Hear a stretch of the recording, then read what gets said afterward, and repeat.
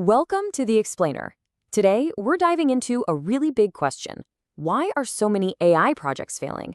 And more importantly, we're going to unpack the huge strategic shift that can take those expensive experiments and turn them into real, measurable value for your business.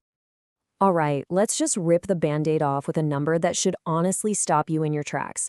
A staggering 95% of AI pilot projects fail to deliver the financial returns they promised. Yeah, you heard that right. That is a massive amount of wasted time, money, and frankly, hope. So that begs the question, what is going on here? And here's the kicker. It's almost never a problem with the technology itself.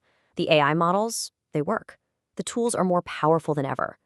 No, the failure is a strategy problem. It's a fundamental misunderstanding of how to actually create value with AI. And today, we're going to give you the framework to fix that. Okay, first up, the AI strategy crisis, and moving beyond misguided automation. See, the whole crisis really boils down to having the wrong goal from the very beginning. Way too many companies jump straight into automation, thinking, how can we replace people and cut costs? They do this without a clear framework for where the real value is hiding. And that right there leads to misalignment and, you guessed it, failure. You know, a major symptom of this whole mess is something Gartner has a great name for: agent washing. You've probably seen this. It's when a company takes a simple tool like a basic chatbot, slaps a fancy new AI label on it, and calls it a day. It generates a ton of hype, for sure, but it delivers absolutely none of the autonomous, intelligent capabilities that make AI a game changer. It's all sizzle, no steak. So, this brings us to the most crucial point of this entire conversation. It's all about making a strategic pivot. We've got to move away from the old goal of automation and fully embrace the new strategy of augmentation. That means we stop asking, how do we replace people, and start asking, how do we make our people superhuman? We shift from just cutting costs to making better, smarter decisions. And we move from a technology-first approach to a strategy-first approach. This is the whole game. All right, let's talk about AI as your new investigator and how it can diagnose your business with data-driven clarity. Look, you can't fix a problem you don't fully understand, right? Well, this is where AI has its first and maybe its most powerful role to play. It acts like an objective, tireless investigator, figuring out the true health of your business. The best way to think about it is like this. A tool like process mining gives your company a data-driven X-ray. It's not based on what people think is happening in a process. Instead, it analyzes the actual digital footprints left behind in your systems, the event logs in your ERP and CRM software, and it shows you, with brutal honesty, what's really going on under the hood. And what this X-ray finds is just incredible. Stuff that humans could never spot. It uncovers these hidden bottlenecks where work just grinds to a halt. It finds all the ways people deviate from standard procedures. And get this, it illuminates the 30 to 40% of what's actually happening that traditional reports completely miss. It can even flag weird financial anomalies that could be fraud, basically acting as your ultimate audit partner. So once you have that clear diagnosis of the problems, AI's role starts to evolve. It's not just an investigator anymore. Now it becomes your strategic co-pilot, all about augmenting decisions, not replacing the decision makers. It's here to empower your team to make smarter, faster, and truly evidence-based calls. A huge part of this is just getting the low-value grunt work off the plates of your most valuable people. Think about it. Studies show that project managers can spend almost half their time on repetitive administrative tasks. Imagine giving them that time back.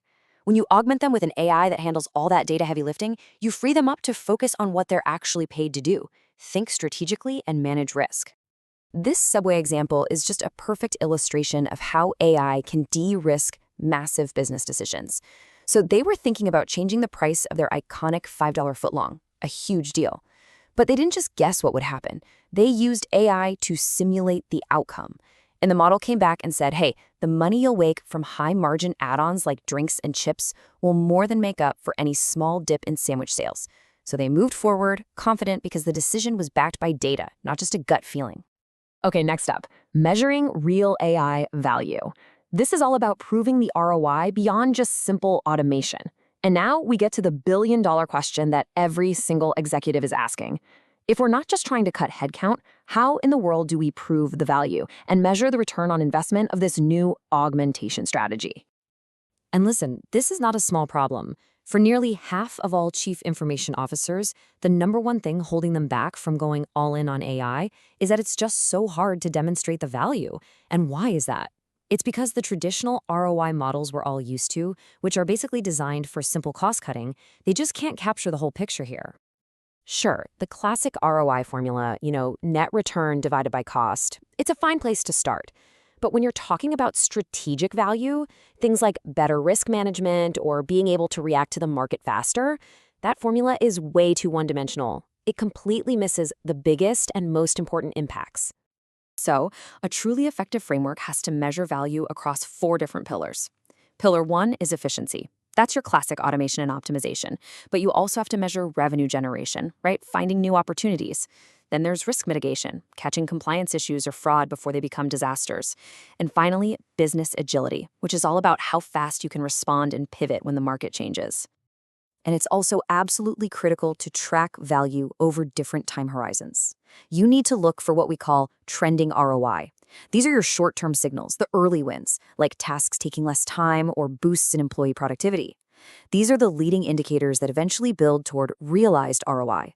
That's the long-term hard financial proof, like measurable cost savings and actual revenue growth on the books. You need both.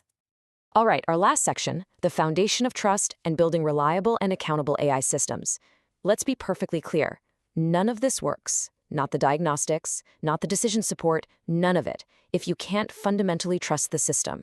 Trust is not some feature you tack on at the end. It has to be designed into the very foundation of your AI architecture from day one. A key piece of technology for building this trust is something called Retrieval Augmented Generation, or RAG. The simplest way to think about RAG is that it's a fact checker for your AI. It makes sure that when the AI gives you an answer, it's not just making stuff up or hallucinating. It forces the AI to pull information from your company's own verified data, grounding every response in reality and dramatically boosting its reliability. Now, for true governance, you really need 2 different things, and it's important to know the difference. First, you need transparency. That answers the question, how does this system work in general? What data does it use?